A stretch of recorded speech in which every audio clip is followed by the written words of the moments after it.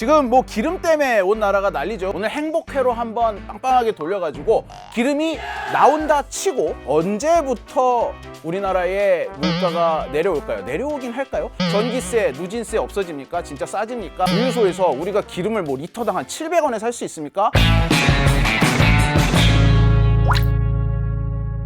귀에 빡 박히는 이슈 맛집 귀의 박종원입니다. 저희는 지금 뭐 모든 이슈를 지금까지 소비자 입장에서 항상 설명을 드렸었죠. 그래서 오늘도 기름이 만약에 나온다면 그냥 정말 대다수의 소비자들은 어떤 혜택을 누릴 수 있는지 한번 알아보도록 하겠습니다. 자, 저는 일단 대한민국 국민으로서 한국이 산유국이 됐으면 정말 좋겠습니다. 지금 현재 우리나라 앞에 묻혀있는 이 기름의 양을 정부에서 얼마로 발표하고 있습니까? 140억 배럴이라고 해요. 이거는 매장량도 아니고 생산 가능량도 아니에요. 그냥 이 정도로 추정이 되니까 한번 뚫어보자, 이 근거로 사용되는 숫자거든요. 그런데 그럼에도 불구하고 이걸 뚫을 필요가 있느냐 없느냐에 대한 경제적인 판단, 이게 이제 요번에 끝난 거예요. 뚫어봐야 된다라고 결론이 난 거예요. 아브레오 박사가 분석한 대로 그 20%의 확률을 뚫고 기름이 있는 것으로 확인이 됐을 경우 실제 기름을 생산하기 시작할 시점을 2035년으로 보고 있습니다. 지금으로부터 11년 후가 돼서야 모든 게 순조롭게 진행됐을 때 첫 기름 한 방울이 나오기 시작을 하는 건데, 이렇게 되기 위한 여러 가지 과정을 한번 따져봐야 되지.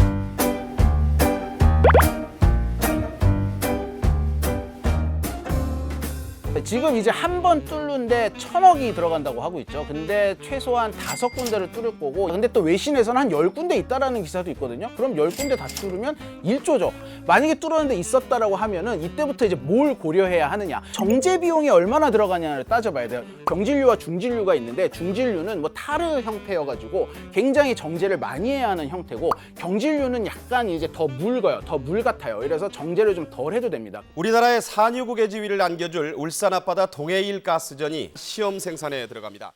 이미 동해 유전에서 초경질류가 나왔기 때문에 지금 영일만에 있는 기름도 경질류가 아닐 것이냐, 이런 얘기가 나오는데 이거는 파보기 전에는 알 수가 없습니다. 경질류였다 치더라도 이 불순물이 얼마나 섞여 있냐에 따라서 또 정제 비용이 더 들어갑니다. 특히 이산화탄소가 많이 들어있는 경우에는 이게 가장 골칫거리라고 하는데, 이 경제성이 뚝 떨어져요. 이 정제 비용이 너무 많이 들어가지고. 어쨌든 이거 따져봐야 됩니다. 이산화탄소 말고도 불순물은 있으니까. 자, 그래서 불순물을 다 제거하는 데 드는 비용이 얼마냐를 따져보고, 이걸 끌어올리는데 이게 해상이기 때문에 이 설비 비용도 따져봐야 되고요. 현재 이 기름이 있을 것으로 생각되는 이 대왕고래, 이쪽이 거의 한 1km 아래 심해에 있습니다. 이러다 보니까 사우디나 다른 나라처럼 그냥 지상에서 생산해내는 것과 이 생산 비용의 차이가 날 수밖에 없어요. 사우디가 지금 배럴당 한 10달러 든다라고 알려져 있거든요, 생산 비용이. 우리나라는 못해도 20달러, 뭐 잘하면 한 30달러까지 올라갈 수 있다고 해요. 관리하고 운영을 하는데 들어가는 비용이 이게 육지에 있을 때와 비교가 안 됩니다. 다음은 이거를 내수용으로 쓸 것이냐 수출용으로 쓸 것이냐, 이렇게 했을 때 남는 게 있느냐를 또 따져봐야 됩니다. 수출용이란 경우는 이게 바다에서 나오는 거니까 뽑아낸 다음에 바로 배를 태워서 내보낼 수가 있거든요. 내수용으로 쓰려면 또 파이프라인을 깔아야 됩니다. 석유 파이프라인을. 뭘 하는 게 나을까를 따져봐야 되고, 우리가 내수용으로 쓴다고 결정을 했을 때도 우리가 정제를 직접 하는 게 나을지, 아니면 이거를 외부에다가 맡기는 게 나을지, 아니면 그냥 이건 이거대로 수출하고 또 우리가 또 수입을 해서 정제를 해서 지금처럼 쓰는 게 나을지, 이런 모든 과정이 하나를 다 따져서 이걸 다 통과했을 때 생산을 할지 말지를 결정하게 되는 거죠.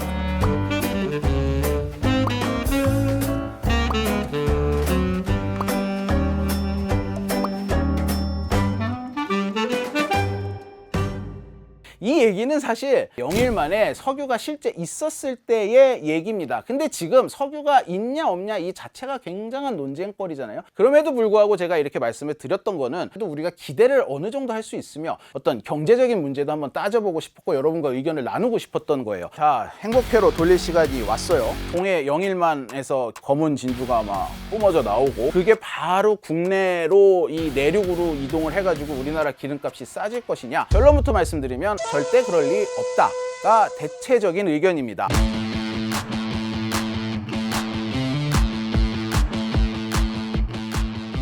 우리나라에서도 기름이 나온다면 어떨까를 이 산유국들을 보면서 한번 생각을 해볼 수 있겠죠. 산유국 중에 기름이 가장 싼 나라는 베네수엘라로 알려져 있습니다. 베네수엘라의 기름값은 뭐 물보다 싸다는 표현도 부족할 정도로 정말 싼데 미국으로 한번 가보겠습니다. 미국이 최근 기름을 미친 듯이 뽑아내고 있습니다. 전 세계 기름 생산량의 5분의 1을 지금 미국이 생산을 해내고 있습니다. 이러면서 물가 안정을 하고 있는데 미국이 전국 평균 가격이 3.45달러예요. 우리나라 돈으로 리터당 1256원입니다.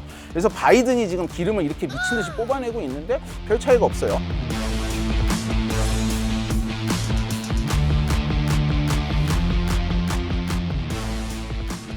일단 기름값이 생수값처럼 싼 나라들은 주로 중동이나 아프리카에 모여 있고 약간 개발도상국이 많습니다.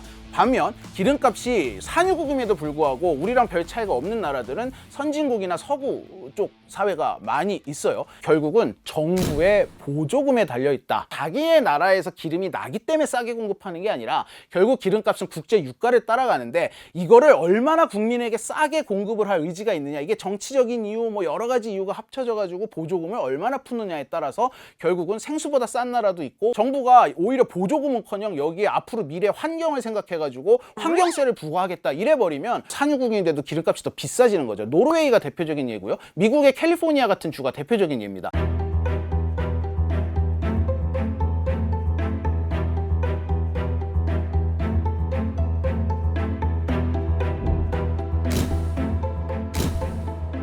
가이아나가 기름을 처음 생산한 게 2019년 12월이었습니다. 지금 그래프를 보시면 2019년에 기름값이 뚝 떨어지죠. 아, 역시 원유 생산이 되니까 기름값이 떨어졌구나 라고 생각을 했는데 사실 이때 국제유가 그래프를 위에 겹쳐보면 똑같습니다. 그래서 결론적으로 지금 얼마냐, 6월 10일 기준 리터당 1.03달러. 우리나라랑 뭐 그렇게 큰 차이 없죠. 원유가 생산되기 바로 직전인 2018년도에는 1.09달러로 나와 있습니다. 거의 그대로라고 볼 수가 있죠. 우리나라 역시 기름에 대한 보조금을 엄청나게 풀고 있지 않고 기름값에 제한을 하고 있지 않습니다. 자유경쟁 시장입니다. 우리나라도. 이러다 보니까 영일만에서 기름이 나와서 우리가 스스로 그걸 정제할 수 있다 하더라도 기름 가격을 결정하는 어떤 절대적인 수치인 국제유가의 영향을 받을 수밖에 없다. 이런 차원에서 갑자기 싸질 수는 없을 것이다 라는 얘기가 나오고 있고요. 설사 우리가 생산하고 정제를 하고 다 한다 해도 하나의 우려가 나오고 있습니다. 바로 네덜란드병, 경제학 용어로 네덜란드병이라는 우려가 제기가 되고 있습니다.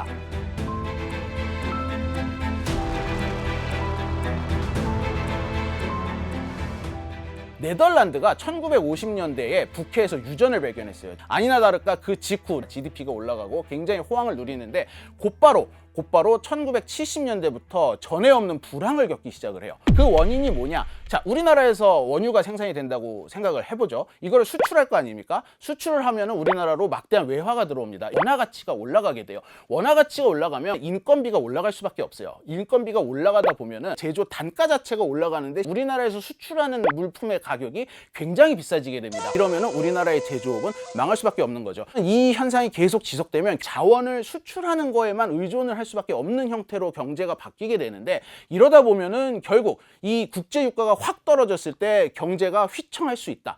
그래서 이거를 극복하려면 아예 유전에 들어있는 기름의 양이 미친 듯이 우리나라 대한민국을 덮고도 남을 정도로 많거나 아니면은 미국처럼 아예 우리가 고부가 가치 사업으로 가거나 세계 1위에 뭐 이 정도의 전제 조건이 깔리지 않는 한 오히려 자원의 저주가 덮어 씌워질 가능성도 높다. 그래서 이런 점은 설사 석유가 나온다 해도 주의해야 한다. 이런 얘기들이 나오고 있습니다.